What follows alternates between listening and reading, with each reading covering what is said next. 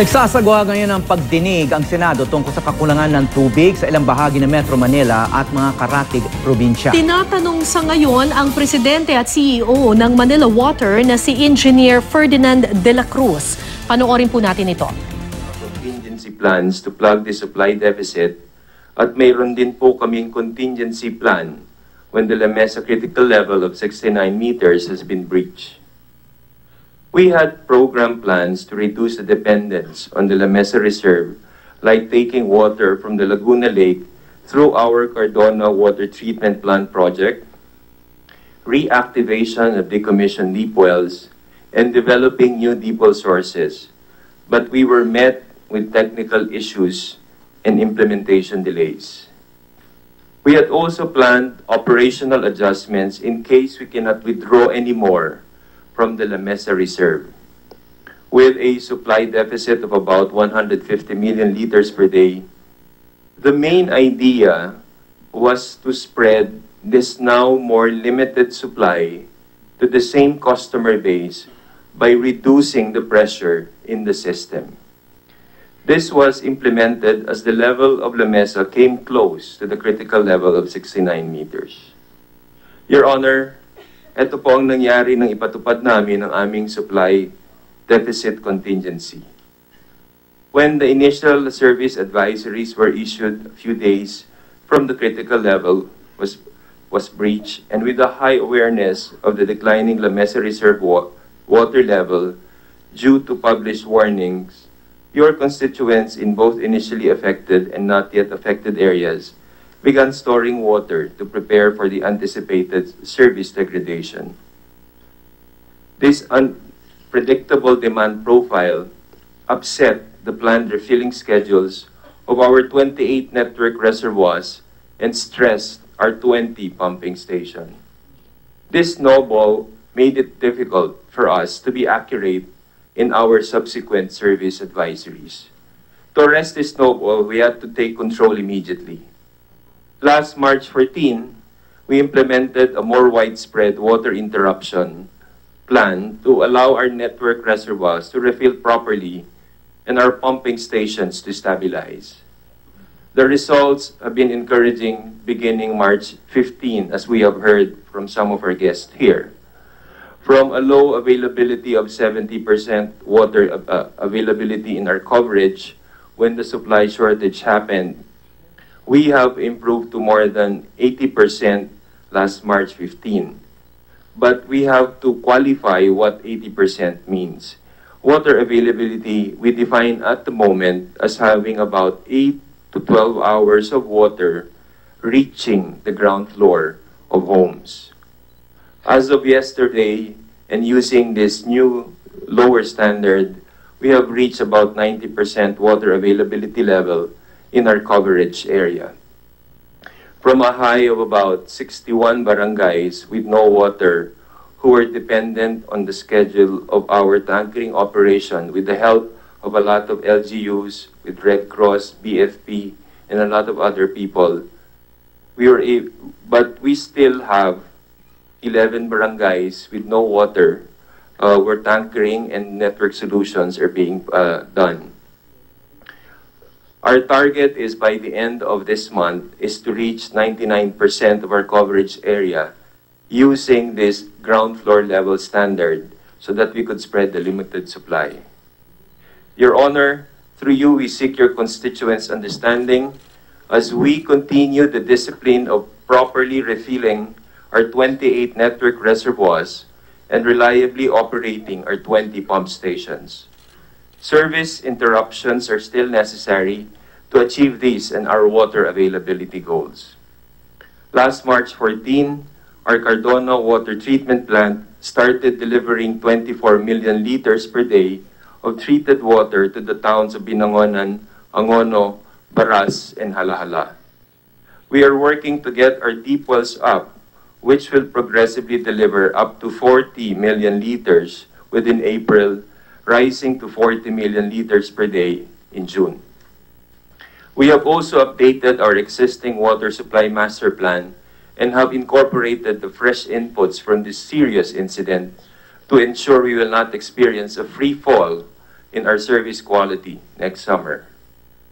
Throughout this water shortage situation, we have been updating and working closely with MWSS, led by its chairman, Judge Franklin de Monteverde, Vice Chairman and MWSS Administrator, General Reynaldo Velasco, and MWSS Chief Regulator, Attorney Patrick T. Maynila has committed to provide 50 million liters per day of cross-border flows. 2 million liters per day will be delivered today, rising to 32 million liters by April 10, and ultimately 50 million liters per day by June 14. With these efforts, our 9% supply deficit will go down to 4.5% in April and further go down to 1.5% supply deficit in May, before getting totally eliminated in June. Madam Chair, Your Honor, we would like to inform you that we express our deep gratitude to President Rodrigo Roa Duterte for his clear instructions to give top priority for the use of water coming from Angat this summer to serve the needs of your constituents. Your Honor, gusto ko pong pasalamatan lahat ng kayong lahat, kasama ang napakarami nagmamalasakit at dumadamay sa inyong constituents habang ang aming concession ay nasa supply deficit situation.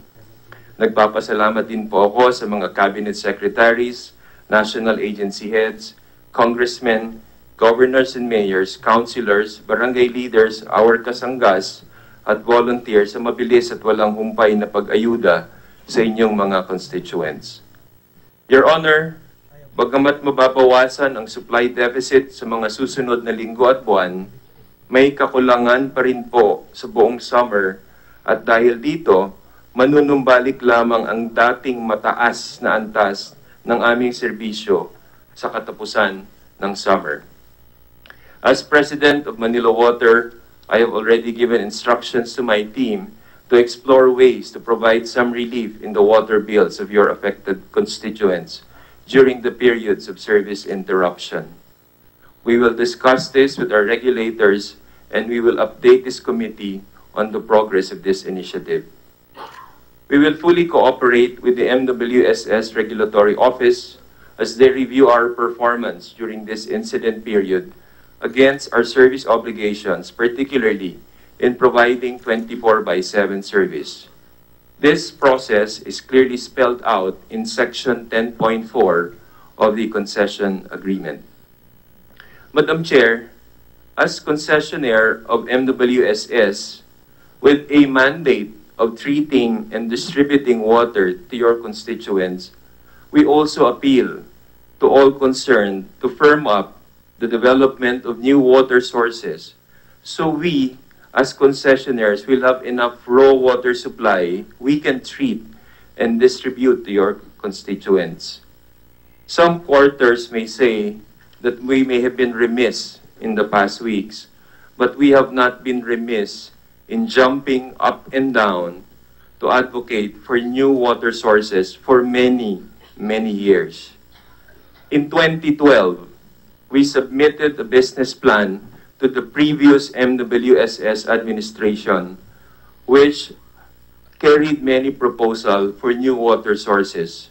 As we all know, we were locked into arbitration, and the approved business plan only came out in May of 2015.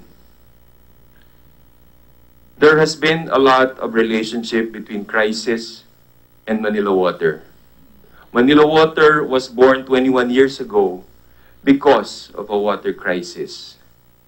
Let the Manila water crisis today be the catalyst for all of us to stop blaming each other and for once work together for a really serious effort on an implementable 50-year water security master plan for Metro Manila. Madam Chair, if my resignation today will not only erase our supply deficit, but also result to a united front to urgently build new water sources, then I would be extremely happy to resign at this moment. Thank you very much, Madam Chair. Mr. I would like to hear now the presentation. Before we begin the questions of the senators, I was requested to maybe hear MWSS first, with if you have an opening statement or a statement before we start fielding questions to both these groups. Madam Chair, we're supposed to give a presentation, but most of our presentation were covered by your opening statement. So may I just start with what really happened in terms of what MWS know about it. As mentioned by Manila Water, they were supposed to have the Cardona treatment plant to be open good for 100 million liters per day in December of 2018. Unfortunately, not their fault, but because of they claim it was a technical problem, the 100 million liters per day was not delivered. As mentioned, the main source of their water is still the 1,600 million liters per day coming from Angat. The Lamisa Dam is just supposed to be their reserve. So if you imagine the 100 million liters per day that was not delivered from January to that fateful March 6, they were able to consume, and that probably contributed to the low level of Lamisa Dam because that's the reserve. Unfortunately, they have to do the reserve because they have no more source of water.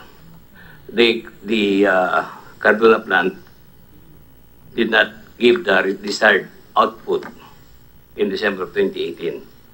So what did we do? I said there is a problem, therefore we just have to solve the problem. The problem is actually the 200 million liters per day that was lacking to bring them back to operation. And so last 11 January, I met the two concessionaires because MWS cannot just let Manila contribute water to Manila Water because we do not want that we'll have a problem if we just tell Manila you give so much. It might also sacrifice the customers of Manila. So we asked the President, Mr. Fernandez, and he readily agreed to give 50 million liters per day through the border crossing points, which was actually if you'll notice, there's the east and the west, and on the border, there are some border points there that they can draw water. So that was immediately given to them, to Manila Water, in connection with Manila, to make sure that they will be able to operationalize this. In addition, we have told them to fast-track the operation of their Cardona plant, because at that time it was undergoing testing for operation. And as reported, as of 14 March, they were able to deliver 24 million liters from that area. So they still need about 100 million liters per day. So we asked Manila Water, how will you source the 100 million liters per day? And so they said they have existing wells that with the clearance of NWRB, and we would like to thank Executive Director Bill David, because after I requested him, because we cannot operate the wells without clearance from NWRB. So immediately after I posed the problem to Director David, the next day he gave us immediately the clearance for the Manila Water to proceed in re-energizing their wells. And I think as of today, they have already energized about 40 MLD. So this is the reason why they have not normalized. They are only 90%.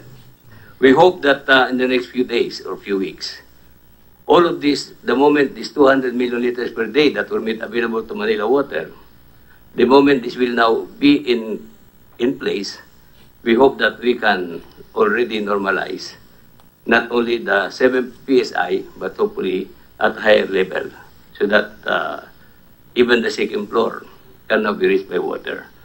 Now, in the meantime, yesterday, after the congressional hearing, since it was reported that only 90% was already given the support or normalized the operation, we inventoried our batracs and the tankers, and with the support of the BFP, we agreed that the 156 available tankers should be concentrated on the 11 barangays left, particularly the 3 barangays of Mandaluyong.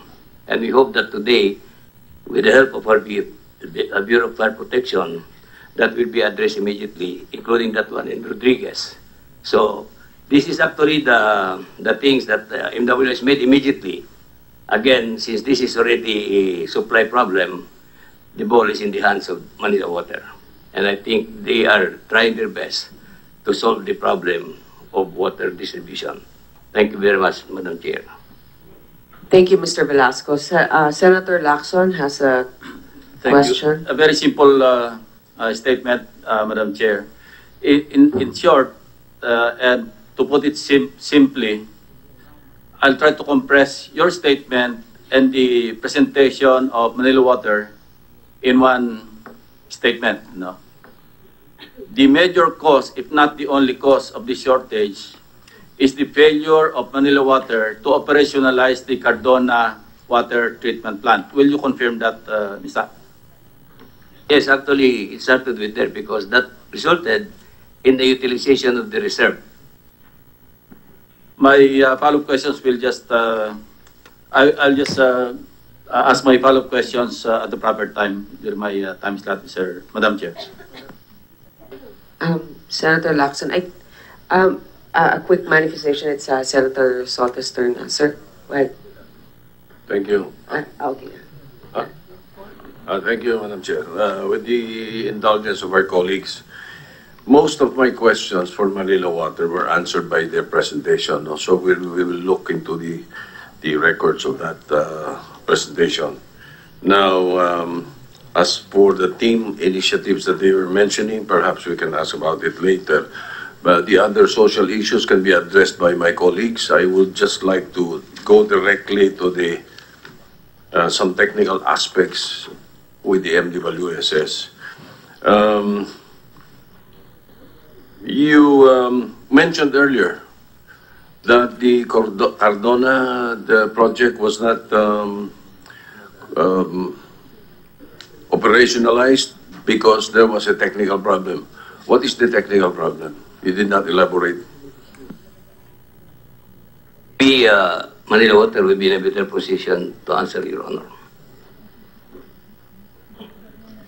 Your Honor, just to give a little bit of background on the Cardona water treatment plant, this is the first plant of Manila Water which will draw water from Laguna Lake. And we know the raw water quality of Laguna Lake, and sometimes it changes depending on the level, high tide, low tide season. So there are salinity consideration apart from other items.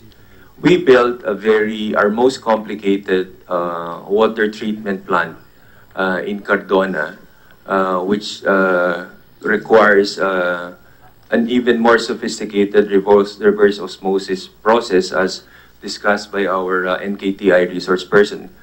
And we have to pass strict standards to make sure that the raw water from Laguna Lake will pass the standards of DOH, because the standards has to be drinking water. So there were two specific issues why we did not meet the December target. Number one, the discharge pipe, which brings the brine back to the Laguna Lake, had a leak, a structural leak. And this pipe is embedded under the street. So it was creating a lot of leak on the streets where people pass. So we cannot compromise the integrity. Where is that particular? In Cardona, Your Honor. Cardona itself? Yes, in Cardona itself. The second one is that we have what we call as a 28-day run. We're in for 28 days. The plant would consistently pass certain standards. Even if you fail on the 27th day, you have to repeat the process because that's part of the protocol. We had several tries of that, and we were only able to complete and solve these two technical issues. And on March 14, so we were delayed by 2.5 months.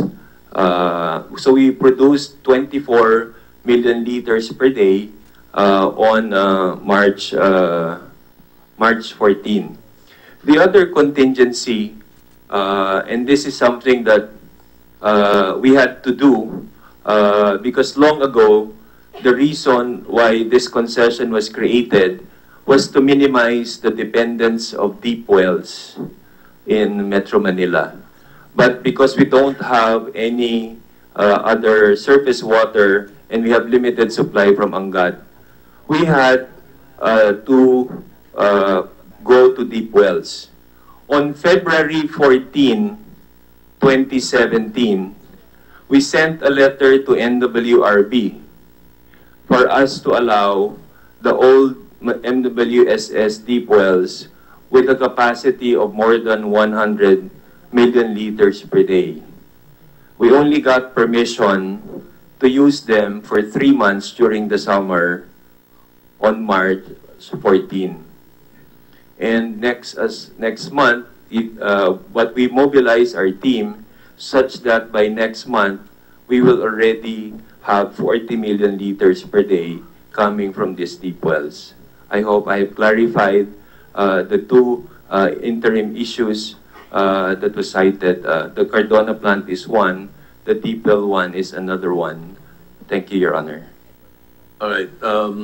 Going back to the MWSS now, after that explanation of what you meant by technical problem, there was an article published in the Philippine Star which quotes you as saying that new water sources are being proposed or constructed on proposed dams. Ano po ba mga dam ito? What dams are you referring to? Right now, Your Honor, we have the Kaliwa Dam, which was already bidded, and it's now undergoing the engineering and engineering design portion of the project, and we hope that this project will be started something in July or August. So this is not delayed, it is undergoing. No, this was already awarded, Your Honor. This was actually a project that started even the time of the late President Marcos, and it's only during this administration that this one has moved. I would like to inform Your Honor that Angat Dam, for the past so many years, more than 50 years, is the only one that where we are relying the source of water. It was put up in 1967. There was never a water source that was put up after Angat. The only additional source that are being put up now are the ones in the 100 million liters per day of Manila water and the 250 million liters per day of Manila in Putatan. Otherwise, there has never been a water source that was put up. So when are these new dams hopefully will be realized? Your Honor, the target date is actually it's supposed to be a 5-year program. But sitting down with the winning contractor, the bulk of the work is actually in the 27-kilometer tunnel that will bring the water from the boundary of Nakar, Nakar, and Impanta towards the treatment point in Teresa, Rizal, and Antipolo. So given that work, we sat down with them and told them, perhaps you can do this in 3 years. And we were also advised that the best way to do this is we can do the tunnel boring because we are now using the tunnel boring machine, which is faster in making the dam, the tunnel, but from both ends. So hopefully, the 5 years will be divided into 2.5 years to do that one. And with commissioning, it will probably take about 3 years. All right. You, in the same article, you were quoted to have proposed the creation of the Department of Water. You have been the state's regulatory office or power since 1997. Why are you proposing that there should be a Department of Water? We are not the proponent, Your Honor, but we said we will support because we feel that having a Department of Water will now integrate all the agencies involving water under one department. Like, for instance, as I mentioned to you, maybe getting a clearance from NWRB, if we are within the same department, will probably be easier than from Department of Public Works, where we are under, and then asking the NR for a permit. So these are, we were not the original proponent, Your Honor, but we said we are supporting. You are supporting. Are you familiar with what this proposal is and what will be the function and what will be your function thereafter? It's still on the mill, Mr. Chair. I understand this is now being filed in the lower house. I don't know if there was any Permission of the Senate President. effort. The Senator Lasso. Since Malacanang has already thumbed down the idea, it's already water under the bridge. All right. So the Department of Water under the bridge.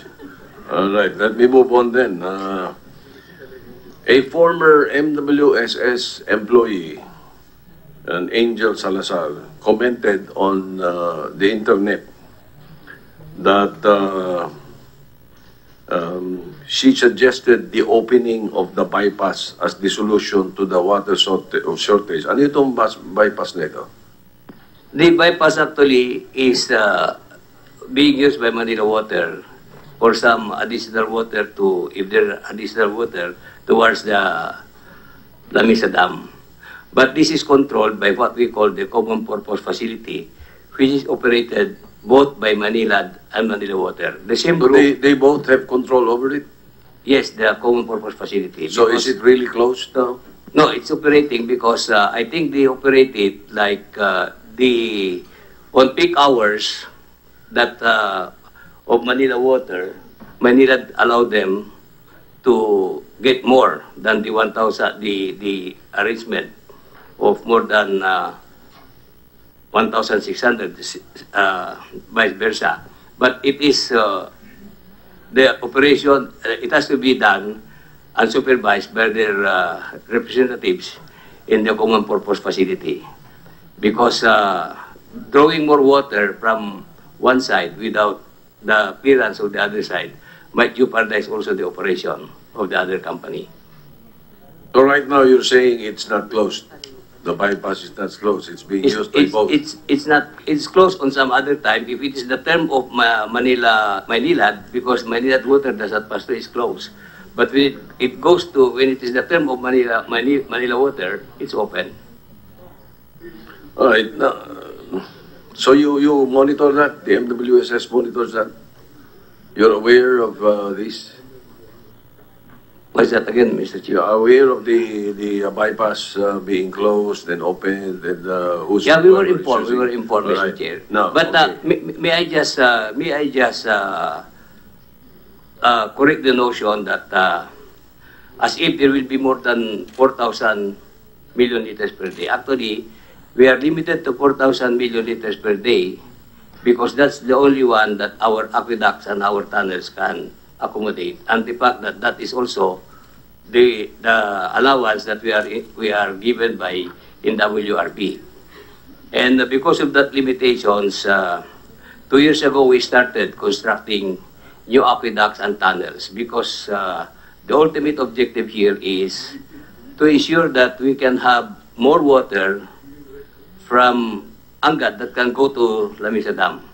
Considering that we have other sources like Sumag, which is about 188 million liters per day, And hopefully, during rainy season, instead of throwing the water towards Bulacan area, hopefully if we have bigger tunnels and aqueducts, we can bring this water to Lamisa Dam to increase its capacity. Because while we are spilling water in Angat and Ipo, the best that Lamisa Dam can hold is only about 72 meters, which is about just 3 meters above the critical point. If we can do this, improving our tunnels and aqueducts, we might be able to bring the water capacity of Lamisa Dam to about 80 meters.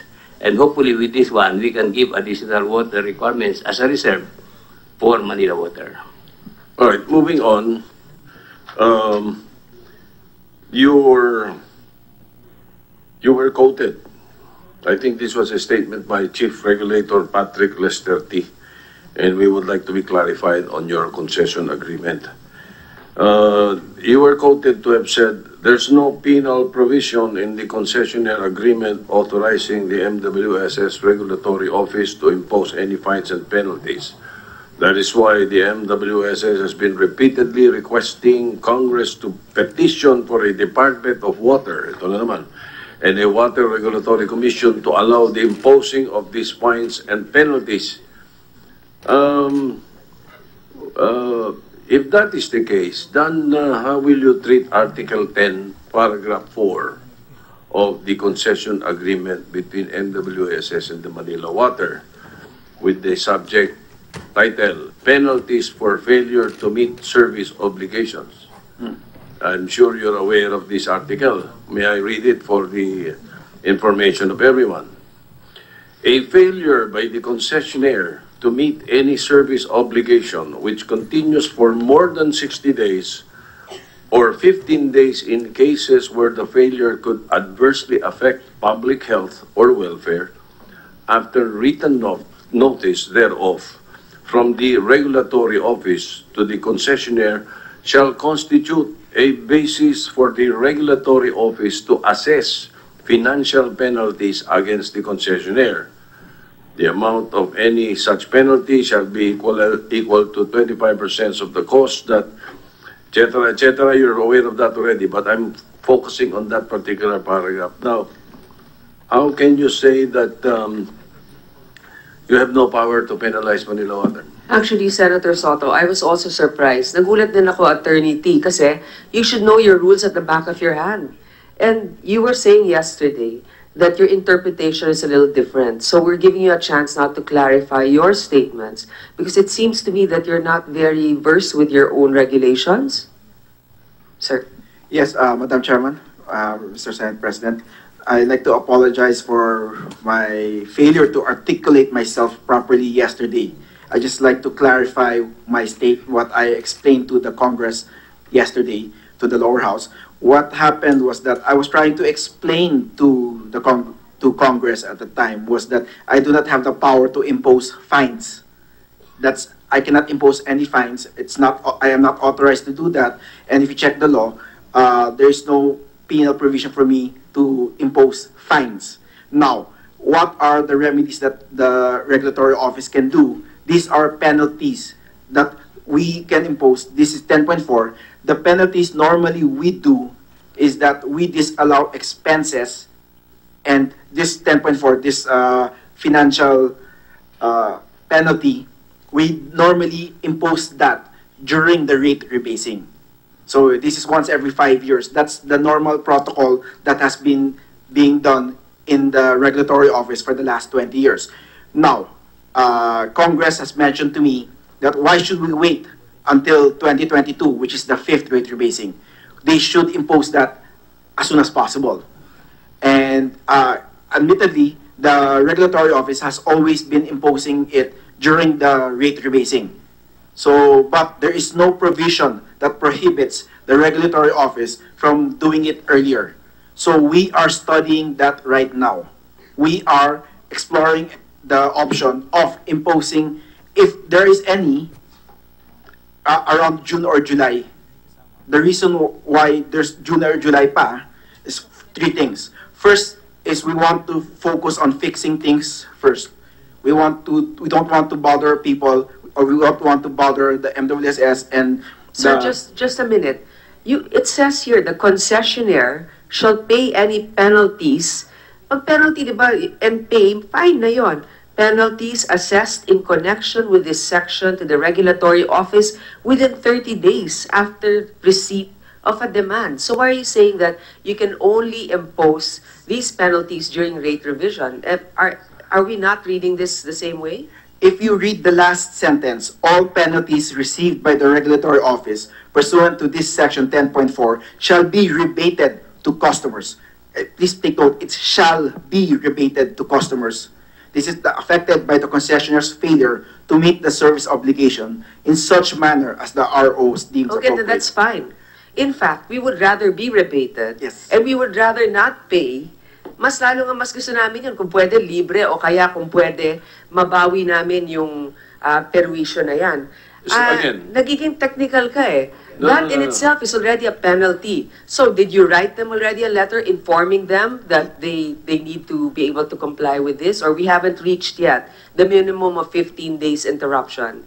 We haven't reached the 15 days yet, but we have written to them already last March 8 about the problem. So the period has already started. You'd just like to clarify. No, wait. Before you clarify, what you're saying is contradictory. You're saying na hindi pwede nyo i-penalize o hindi nyo pwedeng i-fine. Maliwanag na sinasabi meron eh. So explain to me, like I was grade 3, on bakit hindi kayo pwedeng mag-penalize. The fines that I was mentioning, Mr. Chairman, Madam Chairman, and Mr. Senate President, is the fines normally goes to these are administrative fines that normally the other regulatory office are empowered to do. Fine pa rin yun, penalty pa rin yun. So don't say you cannot. Ganun simple lang usapan. Yes, that is correct. That is why I failed to articulate myself, and I'm trying to explain now. These are the penalty provisions that we can do during, and normally we do during the rate rebasing para may refund or rebate ang ating mga customers. We do that para ma-temper ang any adjustment. And in fact, we did an adjustment 2013 third rate rebasing which resulted to a downward adjustment or a rebate. Actually, it's more of a downward adjustment sa ating mga customers in 2000 for the third rate rebasing. So it was around 63 centavos per cubic Attorney meter. P, so ang sinasabi ba ninyo, since kailan bang rate rebasing? Every 5 years? So sa ngayon, hindi pa yan mararamdaman? Para wala naman nakalagay dito na wait for the rate rebasing? Yes, I just like, as I was explaining, that normally, in a normal situation, we wait for the next rate rebasing. But now you don't have to wait, Yes, right? we do not need to wait because of this unprecedented situation. This is the first time this happened, and we can do that. And we are studying it right now. We are actually also studying the amount of the fine, or sorry, it's not a fine again, the penalty that will be imposed, which can be rebated. Attorney T, you know what? It's normal for us to make mistakes, but we shouldn't really cover up that mistake by being vague. Okay?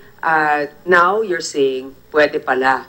Meron naman, may balik naman sa consumers itong perwisyo na to na at least magkakaroon ng refund or bababa ang singil. Paano yung sinasabi nyo ngayon? Yung mas malinaw. Okay, just to be clear, pwede pong magkaroon ng rebate dahil po dito, subject to, of course, the proper process that we Di have ba to last proceed. year lang, nagbigay kayo ng rate adjustment sa kanila ng mga, magkano, 6 pesos ba? Around that much. Kasi that one I will explain later pa. May additional pa akong explanation. Okay, so pwedeng tanggalin yon or pwedeng magkaroon ng rebate ang ating mga consumers. I cannot touch that anymore. It's dangerous to touch the rate rebasing. But I can conduct a rebate even earlier than the next rate rebasing. All right, whatever you want to call it, rebate, fine, penalty. My question directly is, and this is your chance to correct yourself. If you're going to apply Article 10, Paragraph 4 of the concession agreement, in the current situation, can you now penalize Manila Water? Just to be clear, yes. That's suppose. correct. Yes. Ayun lang hinihintay ko eh. All right. Next question of the policeman. Will you? We don't want to say right now yes or no because that any statement I make right now can be used against the MWSS and the Republic of the Philippines. So I want to observe due process. So I cannot answer right now. But if you're asking the office right now, we are studying everything, including how much is the possible fine. When will you come up with your decision? Right now, we want to wait until June or July. There's three things why. One is we want to focus first on fixing things. Second is we expect the next month will be low. The bill will be very low because there's going to be the usage of everyone is really low. Obviously, kasi wala nga tubig na lumalabas. Yes. And the third is to observe due process. Because if we just impose to Manila Water, they can actually file an arbitration case. And I'm not sure if you've known that we have been losing our arbitration cases against the concessionaires. Maybe you should get better lawyers in MWSS. Madam Chair, I will let Senator Lacson pursue that particular issue later on. No? But let me just go to just one more point. My office received a letter raising the issue on some aqueducts. It states that there are businessmen who were allowed to build their stores on top of the aqueducts, and some illegal settlers were tolerated to dig their toilets on it. This may contaminate the water supply if these aqueducts will have cracks due to the structures built on top of it. No? So, can you comment on this, MWSS? Your Honor, that's correct. That's why we sat down, we started already removing all of these, including some settlers, informal settlers. So we have not completed, but we have done a lot already to do this. But you are in the process of removing all of them. Removing them. All right, thank you. Madam Chair, thank you. Give way to our other colleagues. I think Senator Lacson has a quick question before we give the floor to Senator Drilon. Thank you also, Senator Risa, for allowing this. Okay. Maraming tanong. So, Senator Drilon muna. So, in order of arrival na lang po, after Senator Drilon, it will be Senator Risa to continue with your line of questions. And then, yes, kayo po. And then, hindi ko alam kung sino sa inyong dalawa yung unang dumating eh. Senator Sherwin and then Senator Villanueva. Thank you very much, Madam Chair. Madam Chair, you know, this is not the first time that everybody jumps up and down during summer when lack of water, when the reality of lack of water dawns upon us. You know, yearly during summer, we talk about a water crisis, especially when there is a forthcoming El Nino. We always talk about water crisis. And we're even just not even talking about the situation in the provinces, where it can be worse. So my first question is, you know, it appears to me that all I have been hearing are ad hoc plans. This, that. May I know if there is a master plan as to how we will address on a permanent basis this water crisis that we meet every year? Is there one in existence? There has never been a master plan, but we are correcting it, Your Honor. Oh. Maybe if I may just answer that, like, what we are doing now actually is doing the short term. Yes, for short term. That's what we and the public hears. All short term. Because, for example, Ray, what is the present supply and demand gap? And what will it be 5 years from now? And what are we doing to address that supply-demand gap in the next several years? Which to me would call for a master plan which everybody should follow, not changing the plan every year and reacting to situations every year. So the first question, what is the supply-demand gap that we see today, and what will it be? Will it be, say, in 5 or 10 years? Just to give us an idea of what we're looking at, and how do Your Honor, actually, we are aware of that supply, the demand, and so far as the consumption of Metro Manila is concerned, we are relying on the study of UP that was also validated by our technical working group, both from the concessionaire and the MWSS. This is exactly why, as soon as we sat down 2 years ago, we started immediately the Kaliwa Dam. Because Kaliwa Dam is 600 million liters per day, that is only good for 5 years. But in addition to this, we have an ongoing SUMAG, which is about 188, which will still pass through the Angat Dam. Again, this would entail, as I said, why we have to address first this short term, because it will take about 5 years to do the dams. But we have lined up a lot of these programs, supposedly to answer the needs until 2037. But, Madam Chair, the way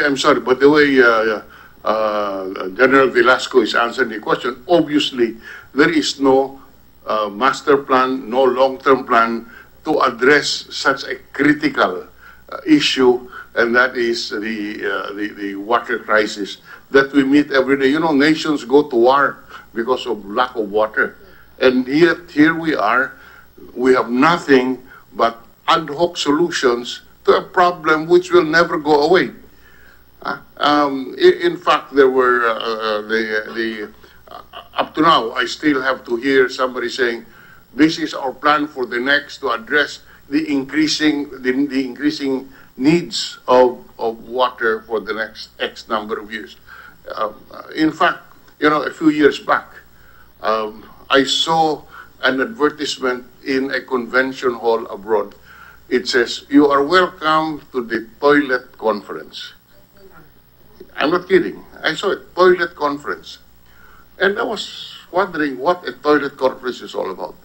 It is a conference for better utilization of water, using the toilet as an example, because then you know how to conserve water. But I'm going back to my original premise. I still have to hear from all of this discussion, how do we intend to address the ever-present or the problems that arise year in and year out, gets worse year in and year out. Our population keeps on increasing. We do not have any long-term plan to address the water needs of our country. So this is what I would like as an input here. Because, you know, you keep on talking about Kaliwa Dam. Ilang taon na yan on the planning stage. If I recall correctly, 30 taon na yata yan sa planning stage yan. It really, you know, so it keeps on being delayed, getting delayed, and the problem gets worse. Now, my second, so maybe you can consider that, Administrator Velasco. My second point is, we have asked for this hearing to find out what the problem is. What legislation is needed in order that we can help address this problem? Of course, a lot would require on executive action, but is there any policy framework that you would like us to consider as a Congress in order to assist in this issue and this problem? I answer the first question first, Your Honor. As I said, Kaliwa is already done. It has been bidded, so it's not in the mid, it's not in the process. It's already will be undergoing construction. Mr. Velasco, so it's been bidded. Meron nang nanalo ng bid na yan, di ba? Opo. Being the administrator of the MWSS, are you privy to the contract and the terms of that contract with the winning bidder? Yes, Mr. You should be, right? Yes, Madam. How much is the terms of the loan? Magkano po yung interest? Is it 2%? It's 12.2 billion and it's 2%. Hindi ba mas mataas yan kesa sa ibibigay ng Japan o Korea? Meron na bang dating nag-bid dyan? or na nagsasabi na mas mababa ang interest kaysa sa 2%? Madam Chair, the MWs just follow what the NEDA and the DOF tells us. Of course, you know, NEDA is chaired by the President. What is approved at the higher level is what we implement. And as far as the Kaliwatan is concerned, we were told that this should be under the ODA China loan, and even in the negotiations of contract, the DOF is on top of it. Department of Finance, we are just assisting. Hindi, tama. Gusto naman talaga natin ang solusyon at gusto natin mabilis yan. Pero kung igigisa naman tayo sa sarili nating mantika na 2%, halimbawa, it sounds low, but compared to other ODAs, other countries, mataas yun. Kasi yung sa Iloilo nga na ginagawang dam ni Senator Drillion doon, less than 1%. Tapos ito, 2% ang babayaran natin sa China. At di umano, may provision pa doon na nagsasabi na China will own patrimonial rights in case we default. Is that true? Are you magiging kanila, magiging sa China ba ang tubig natin kung hindi tayo nakabayad?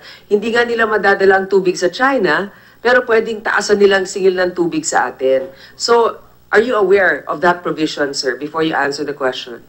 It does not exist, Your Honor. We know that there are some... It does not exist? It does not exist. Are you sure? Because I heard that's a standard contract agreement by China with any country that they do business with. Can I correct that, Madam Chair? Yes. What exists are properties exempted from execution, meaning military camps, meaning ports, but those which are not enumerated in the exempted properties are patrimonial property which can be held to pay for these unpaid loans. Yes, it is not so provided. If you look at the loan agreement, what is provided are what is excluded as a security. So it's semantics, play with words. Do you have a copy of that concession agreement, Mr. Velasco? We can provide you, Madam Chair. Yes, please provide us with a copy because I think that others have been trying to get a hold of that. Thank you. Please go ahead with your answers to Senator Drilon. As I've said, it may not be in the form of a very written, detailed master plan. But I would like to assure you that under this administration, we are aware of the problem of long-term water supply. And therefore, immediately when we sat down, we immediately look at what is the most feasible thing to implement. Kaliwatan actually started with a PP project. And under that one, it cost about 18.48 billion. And so when the ODA came, it's about 12.2. We thought that would be a better proposal. Again, but the final decision is actually with NEDA. And so we immediately went on that. Now, Madam Chair, let me interrupt because, you know, it's difficult to follow and nahihirapan po ang publiko maintindihan yung inyong sinasabi. Pwede ho ba, can you give a very simple presentation? What is our problem today? What are we doing to address it on a short-term basis? What are we doing to provide long-term solutions to this? And so that we can fully understand in one sheet of paper, you do not have a master plan. So maybe you can give us a summary of, in simple terms, na malalaman ng publiko kung ano ang plano natin sa pamahalaan in order to address this recurring year in and year out problem. This is not the first time it has happened. You know, yearly, I would repeat to the point of being repetitious, we are confronted with this problem, and yet today I ask a very simple question. Do we have a master plan? Apparently the answer is we have none. So what are in the absence of that, can you provide us with data, very simple data? What is the demand and supply gap? Well, how do we intend to address this on the short term? And in the long term, what are the measures that we are undertaking in order that we will not be confronted with this problem year in, year out? Second question, and I will yield the floor. Do you need anything from Congress in order that we can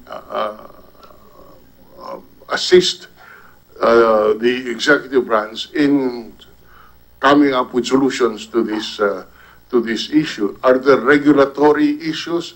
Are there framework issues that you would want us to consider, Mr. Velasco? Thank you, Your Honor. May I invite your attention to the screen on the things that we are, insofar as the answer to your question is concerned. As I said,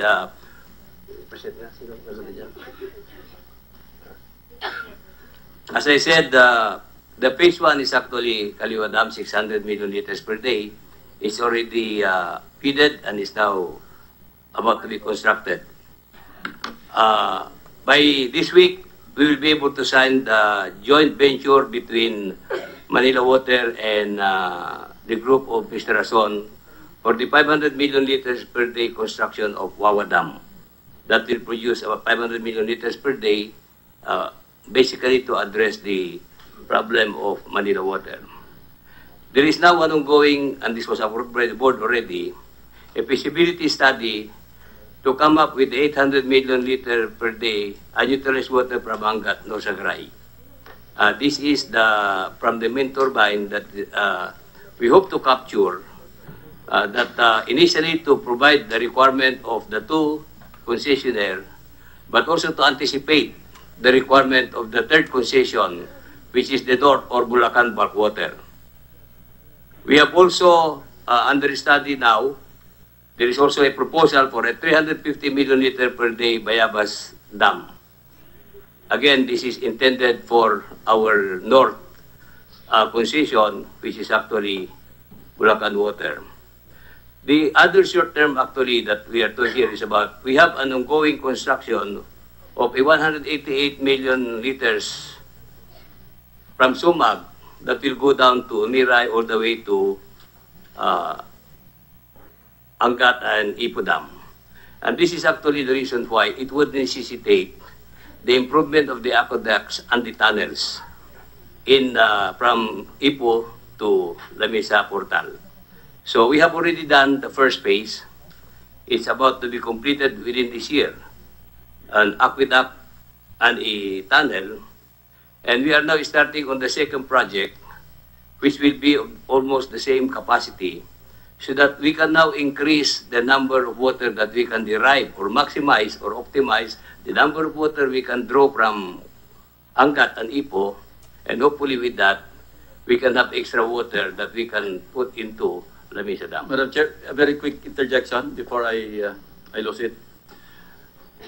Among these different projects, of course with the permission of Senator Drilon, how many would entail additional charges sa mga customers? Because I understand, sa business plan pa lang, you're already collecting. And you have mentioned a lot of projects. Ilan dito yung nakapatong na nakakarga na doon sa billing statement ng mga consumers? Kaliwa, for sure. Is Kaliwa, already... because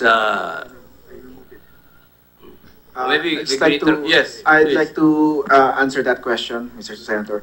Kaliwa Dam, while we approved the business plan for Kaliwa Dam, I deemed it prudent to remove the tariff for the tariff implication for Kaliwa Dam during the fourth rate rebasing. So suspended pa lang. Yes. So Pero Manila Water, when did Manila Water start collecting or start including in their billing statement yung construction or yung planned construction of the Kaliwa Dam? They have never done it yet. Hindi pa nila na-collect. But For as per the Kaliwa concession Dam, agreement, they're supposed to collect already upon the approval of a business plan, di ba? yes. But in this fourth rate rebasing, which I am the chief regulator, when I am already chief regulator, I deemed it prudent not to include it at this time. Pwede naman pala, attorney, bakit yung Cardona plant nakasama na sa billing, hindi pa naman nag-ooperate? The reason is because I'll be honest, with all due respect to admin, I think with all the problems that Kaliwa Dam is facing, it might get delayed. So Yeah. it kept getting delayed. We deemed it prudent to wait until the fifth rate rebasing in 2022 But please confirm, they're already charging, di ba? for, In relation to Cardona. the Cardona. yes, there's already So included. pwede naman palang isuspend ninyo, hindi naman nag-ooperate yung Cardona, delayed pa nga, and as I said earlier, ito yung major cost ng crisis that we're having now, bakit tuloy pa rin yung collection nila sa mga consumers? There is a formula that is followed by... I'm not concerned about the formula kasi kung pwede naman pala doon sa kaliwa na i-suspend mo, attorney, bakit hindi mo kaya suspend yung pag-charge ng Manila Water in relation to the Cardona Water Treatment Plant? Because it will have a more... it will have a financial effect on the No. part of the concessionaires. How about kaliwa? I Walang think... financial effect? No, to be honest, I think the two Bakit hindi concessionaires... I think the two concessionaires accepted my Anyway, my Later decision. na lang, Madam Chair. Just a few points. Madam Chair, I know who can answer this.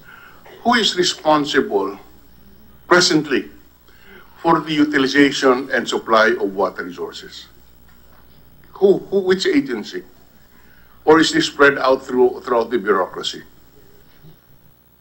In other words, who manages all of this? The supply and utilization of water resources? Well, the supply is coordinated by the corporate office. But in the distribution under the public-private partnership, That is in Metro Manila, the NWSS. Yes, in Metro Manila, yes. I'm talking about beyond Metro Manila, the entire country. Beyond Metro Manila, the local waterworks utilities administration. Is that And insofar as the rights are concerned, is the NWRB. yes? May we ask? May we recognize Dr. David, ma'am? Dr. David. In response to my question, who is responsible for the utilization and supply of our scarce water resources today? Thank you, Madam Chair and honorable senators. The National Water Resources Board is the mandated agency of the government responsible for the administration and management of our country's water resources. Okay. So in this case, as far as the use of water resources concerned, it's NWRB who's regulating. Sorry? Is the NWRB regulating this water National resources? Water Resources Board. Yes, Mr. Chair, the National Water Resources Board. Mr. Chair. Now, what about the distribution? For distribution, Mr. Chair, it's the regulation of water utilities, as we call them, is distributed among various agencies. No? For Metro Manila, it's NWSS who's regulating. And outside Metro Manila, we have the local water districts who are being regulated by the Local Water Utilities Administration. And as far as NWRB is concerned, we are also regulating the private water utilities, Mr. Chair. Is there a need for a national water authority? There's a recommendation, Mr. Chair, to unify the regulation of water utilities. Is there a rationale for? Is there a need for this? I want an answer of the record. I agree, Mr. Chair, that we have to unify the various the regulation of the utilities, Mr. Chair. And this is one area of legislation that you would suggest Congress should examine? Yes, Mr. Chair. In fact, there's already a pending draft bill unifying this the regulation of water utilities under a water regulatory commission, Mr. But Chair. the water commission, not a water department. There is a separate bill also, Mr. Chair, for the creation of the Department of Water. And this is the authority that can come up with a master plan both in Manila and the entire country to identify water sources, regulation of the use of water, etc. Is that within the contemplation of the bill that you're thinking of?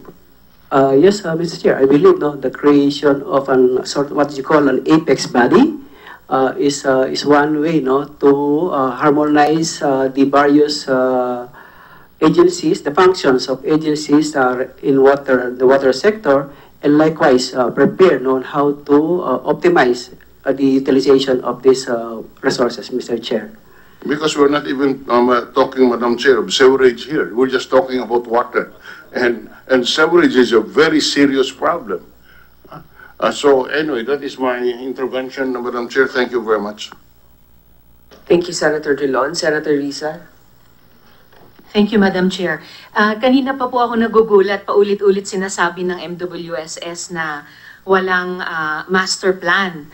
But in fact, gaya ng sinabi na ni Administrator Velasco, yes, there is a study, UP National Engineering Center Water Demand Study for the Metro Manila area served by the concessionaires of the MWSS, Manila Water and Maynilad, dating to 2011. And dagdag doon, merong MWSS. So ito plano ng MWSS mismo. May 2012 MWSS Water Security Legacy Plan. So we don't have to reinvent the wheel at every stage, Madam Chair. Pwede nating balikan yung planong yon ng MWSS of 7 years ago, i-critique siya, kung kailangan, i-update siya, and pwede nating i-connect the dots towards yung mga long-term, tinatanong ni Minority Leader, long-term na mga plano tulad ng suggestion ni Mr. De La Cruz kanina, to draft daw a 50-year water supply plan for Metro Manila. So, wag nating kalimutan, MWSS, meron po kayong plano na binuo na 7 years ago. Baka pwede nating balikan yon. So I just have some follow-up questions, Madam Chair, for Manila Water, and then also some questions for MWSS. Mr. De La Cruz, around August of last year, inulat na yung Manila Water, nagbabala na kayo sa MWSS tungkol sa possible water shortage ngayong taon. Tama po ba yon? Did you warn MWSS August of last year? Yes, I think it's published in the media. Right. So pareho kayong aware, kayong Manila Water, silang MWSS, na may potential problem. Late last year palang aware na kayo. So briefly, anong preventive measures ang ginawa ninyo at that time? In our case, apart from the already discussed Cardona plant, In addition. since we don't have Kaliwa yet, we are bound to use the deep wells, no? And as early as February 14, 2017, we wrote a letter to NWRB to use more than 1,000 wells. These are old MWSS wells, so that they could be used as contingency. We got the permission from the NWRB board on March 14, 2019. But before that, we mobilized already our efforts such that as we got it on March 14, we will immediately have 40 in April and about 80 in August. Thank you. Binanggit nyo yung Kaliwa, Adam. Babalikan ko yan mamaya sa mga tanong ko sa MWSS. But just some more questions for Manila Water. Kanina, nasimula ng pasukan itong